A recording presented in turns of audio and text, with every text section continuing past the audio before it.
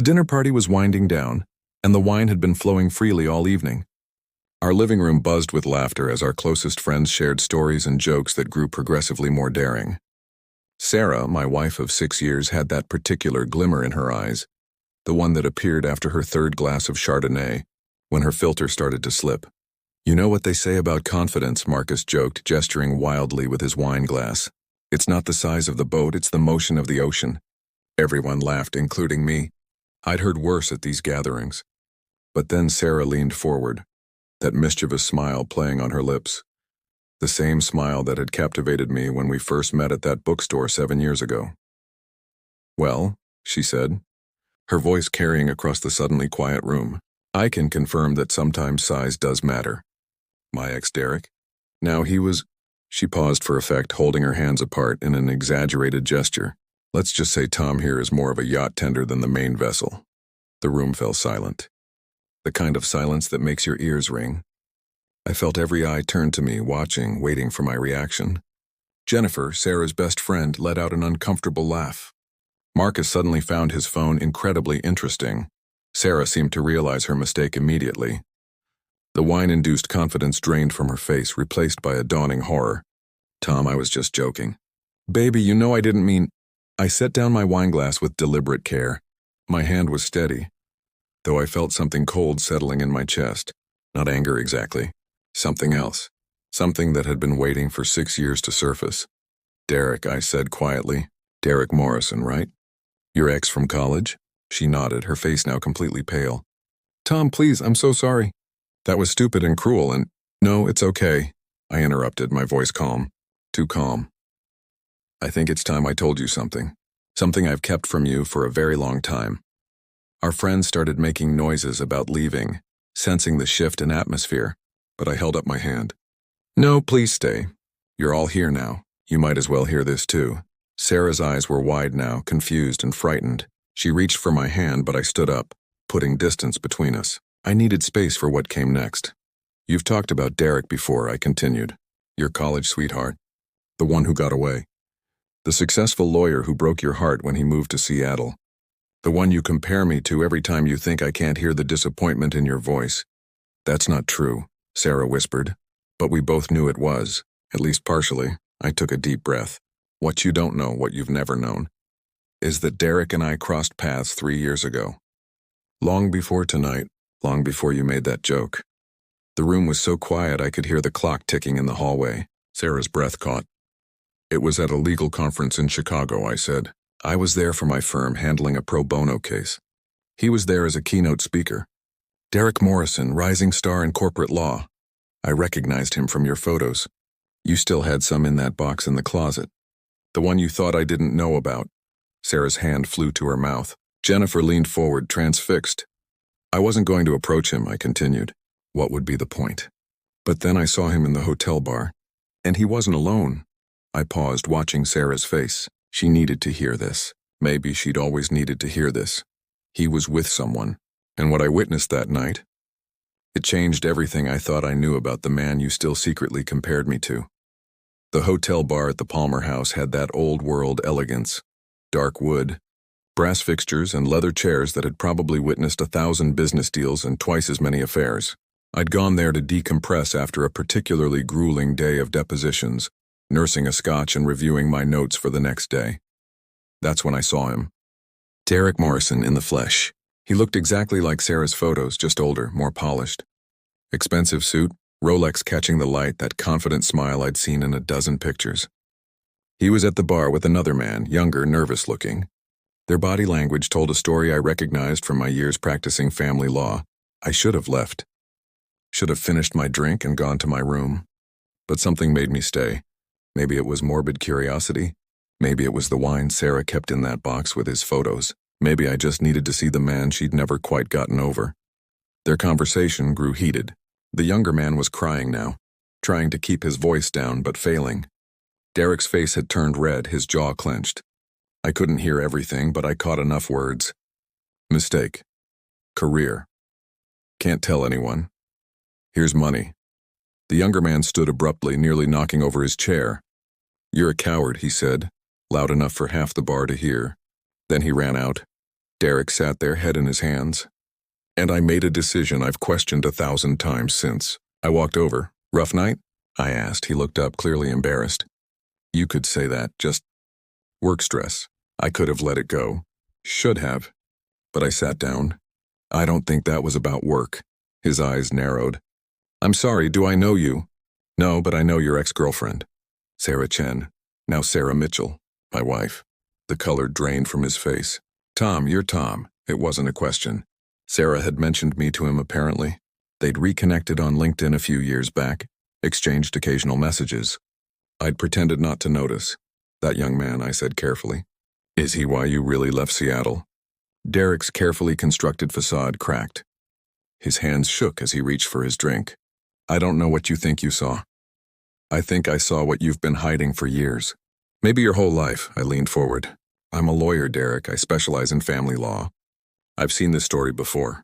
Man with everything. Career, reputation, family expectations, desperate to hide who he really is. He was silent for a long moment. Then, if you tell anyone, my career is over. My family. My father is a federal judge. My brother's running for Congress. This could destroy... I'm not here to destroy you, I interrupted. But I need to understand something, Sarah. Did you ever really love her? The question seemed to break something in him. His eyes filled with tears. I tried. God, I tried so hard. She was perfect, beautiful, smart, everything my family wanted. I convinced myself I could make it work. That these feelings would go away if I just committed hard enough. But they didn't? No. His voice cracked. I moved to Seattle because I couldn't keep lying to her. She deserved better than a man who could never love her the way she deserved. But I couldn't tell her the truth. You understand? In my world, this truth would end everything. I understood more than he knew. In my practice, I'd seen countless lives torn apart by secrets, by the gap between who people were and who the world demanded they be. The young man tonight? I prompted. Michael. We met at a conference 6 months ago. I thought maybe finally I could have something real. But he wants more than secret hotel rooms and lies. He wants a life. A real relationship. Derek laughed bitterly. He's braver than I'll ever be. We talked for hours that night. Derek told me everything. His teenage years of confusion and denial. His engagement to Sarah as a desperate attempt at normalcy. The years of casual encounters and crushing shame.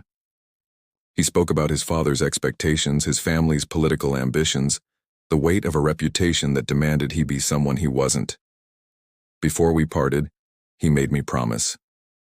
Please don't tell Sarah, not about tonight. Not about any of it. Let her remember me as the one who got away, not the coward who used her as a cover, I promised. And I kept that promise for 3 years, through every time Sarah wistfully mentioned his name, through every comparison she didn't realize she was making, through every moment I felt like second choice to a ghost, until tonight. Sarah's face had gone from pale to ashen. She gripped the armrest of her chair like it was the only thing keeping her upright. What did you see? She whispered. Our friends sat frozen, caught between their desire to leave and their inability to look away from the train wreck unfolding in our living room. Jennifer had her hand over her mouth. Marcus had given up all pretense of checking his phone. I saw Derek having a breakdown, I said, with a young man named Michael. A man he was involved with. You could have heard a pin drop. Sarah's eyes widened in confusion. Involved? What do you mean, involved? I mean, I said carefully, that Derek is gay. Has been his whole life. And your relationship, your entire relationship with him, was his attempt to hide that fact from his family and the world? No. Sarah shook her head violently. No, that's not. We were together for 3 years. We were engaged, Tom. You were his beard, I said, the words harsher than I intended. His cover. He cared about you in his way, but he never loved you the way you deserved. He couldn't, because he was in love with someone else. Just not anyone you could have competed with. Jennifer spoke up suddenly. Sarah, that explains so much. You always said he was distant, that he never seemed fully present, that your physical relationship was... Stop. Sarah held up her hand. Just stop. She turned to me and I saw tears streaming down her face. Why didn't you tell me? When you found out, why didn't you say anything?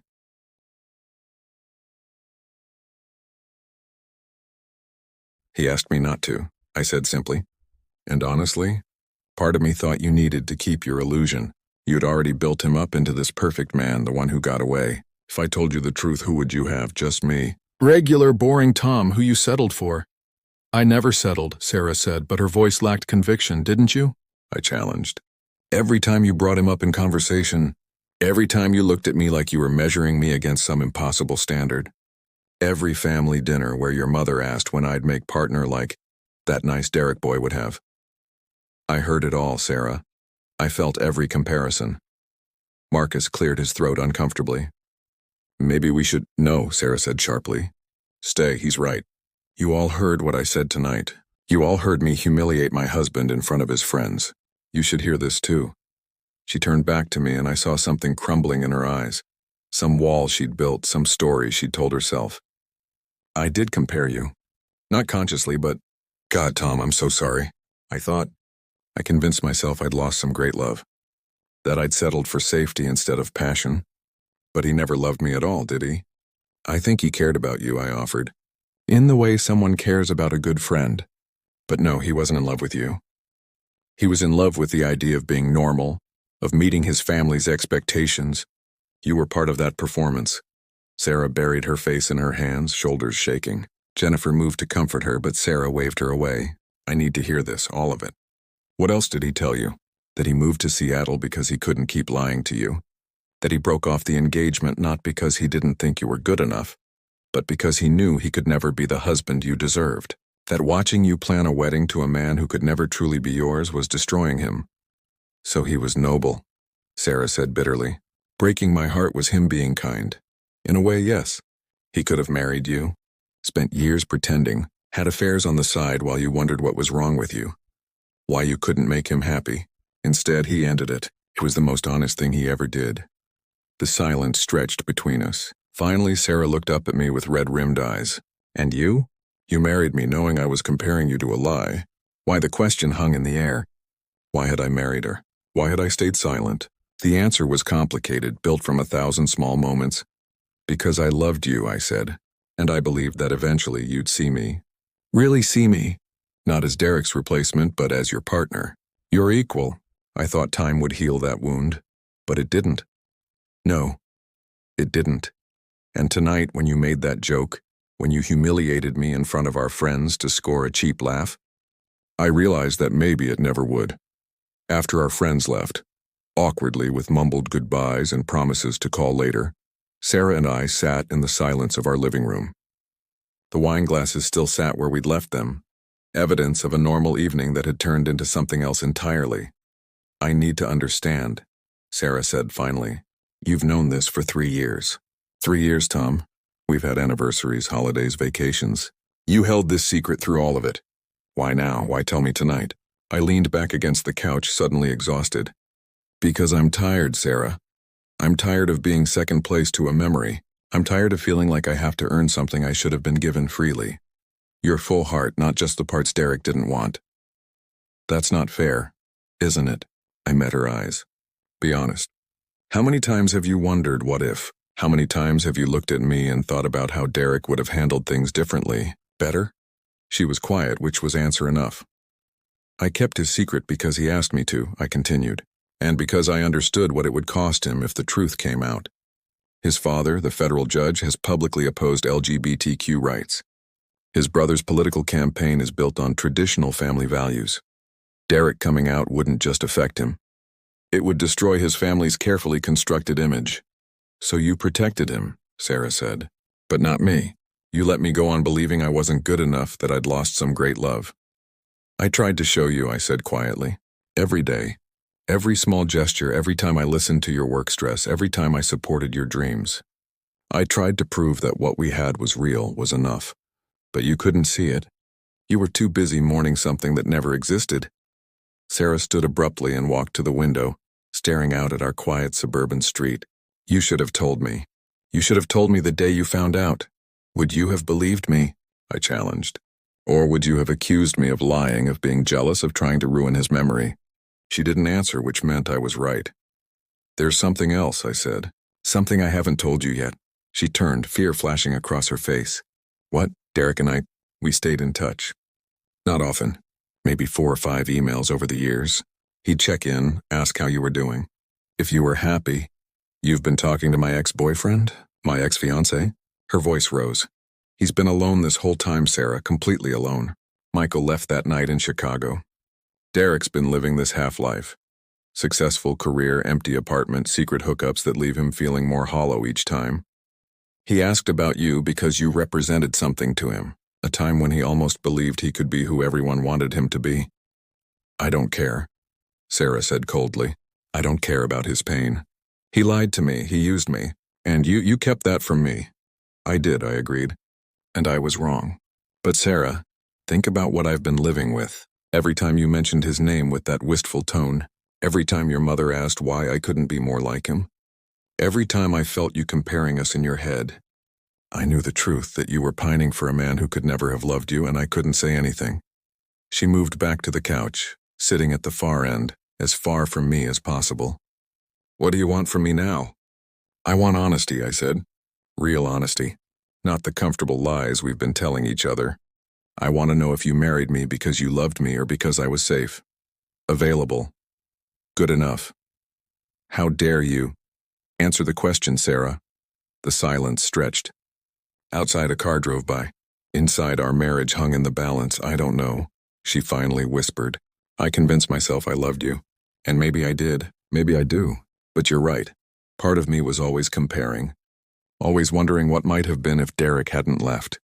And tonight, with the wine, with everyone laughing, I wanted to feel powerful. To hurt you the way I was hurting inside.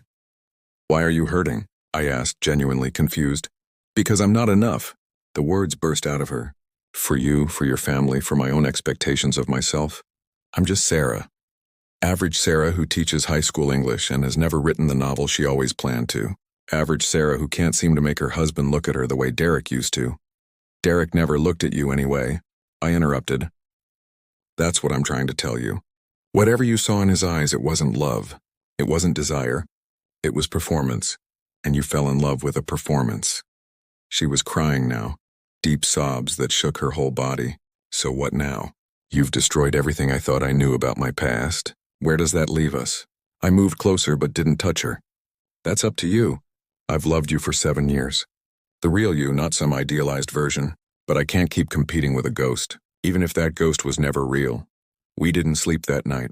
We sat up talking until the sun rose, speaking more honestly than we had in years. Maybe than we ever had. Sarah told me about her insecurities. How Derek's departure had made her feel unwanted. How she'd interpreted his distance as something wrong with her, rather than something incomplete in him. How she'd spent years trying to be interesting enough, sexy enough to be worth staying for. I told her about the weight of knowing. How every time she mentioned Derek, I'd felt the secret like a stone in my chest. How I'd wanted to defend myself but couldn't without breaking a promise, without potentially destroying a man who was already destroying himself. I contacted him, Sarah said around 3 a.m., her phone in her hand. Derek, I sent him a message. My stomach dropped. What did you say? I asked him if it was true, if what you told me was real.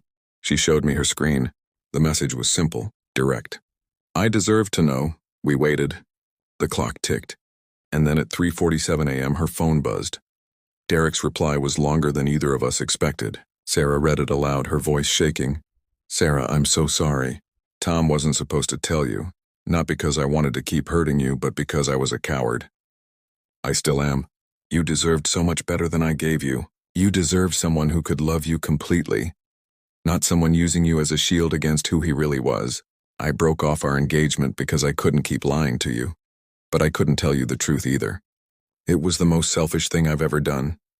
Tom is a good man. Better than me.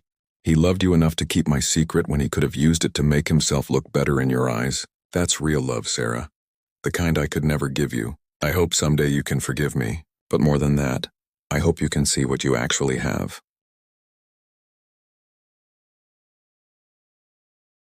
Sarah set down her phone with shaking hands.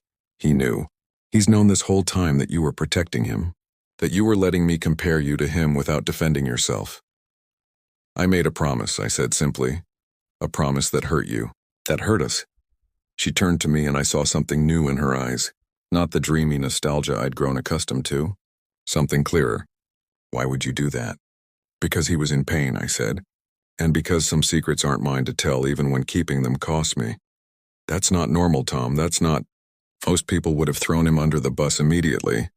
I'm not most people, and he was carrying enough weight already. I wasn't going to add to it, even if it meant carrying some myself. Sarah was quiet for a long time. Then I've been so stupid, so blind. You've been showing me who you are for 7 years, and I've been too busy mourning a fantasy to see it. You're not stupid, I said. You were hurt. People who are hurt sometimes hold on to the wrong things because letting go feels like giving up. I compared you, she said, her voice breaking. Tonight I humiliated you in front of our friends. I made a joke about something so private, so cruel, and you could have destroyed me with the truth. You could have made me look like a fool, but instead you told me because I needed to hear it. Not to hurt me, but to what, save us? To give us a chance at something real, I said.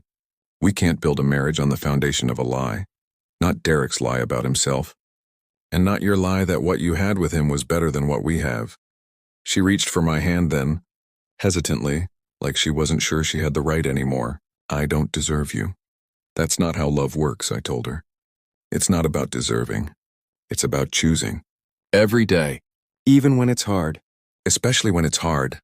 I want to choose you, she whispered, not as a consolation prize, not as the safe option, but as my partner, my husband, the man who loved me enough to carry a secret that hurt him because it would have hurt someone else more.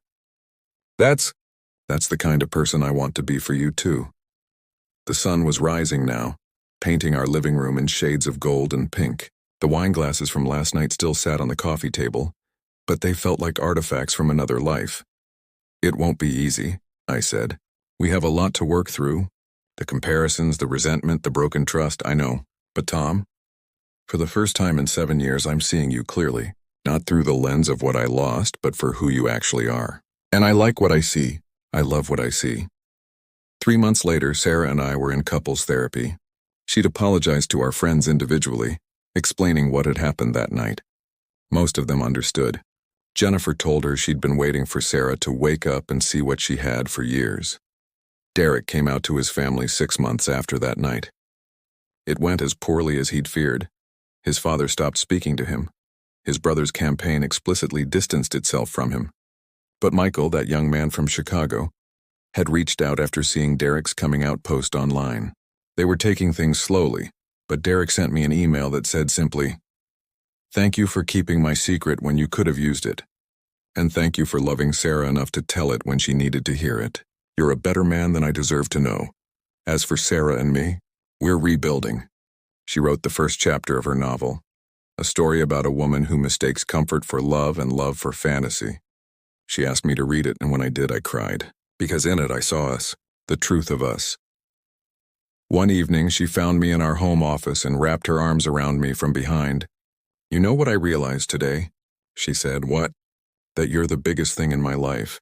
Not physically," she laughed softly, "but in every way that matters. Your heart, your integrity, your capacity to love someone even when they don't deserve it. That's big. That's everything." I turned in my chair and pulled her close. "Was that so hard to admit?" "Impossible," she said, but she was smiling. "Good thing I have a patient husband." "Patient," I agreed, "but not a doormat." Never again, she echoed, and I believed her. Because sometimes the truth that hurts is the truth that heals. And sometimes the man who seems smaller is actually the biggest person in the room. You just have to be willing to really look. Our marriage isn't perfect now. But it's real. It's built on truth instead of fantasy, on choice instead of resignation. And when Sarah looks at me now, I don't see comparison in her eyes. I see recognition. I see love. And that, I've learned, is more than enough.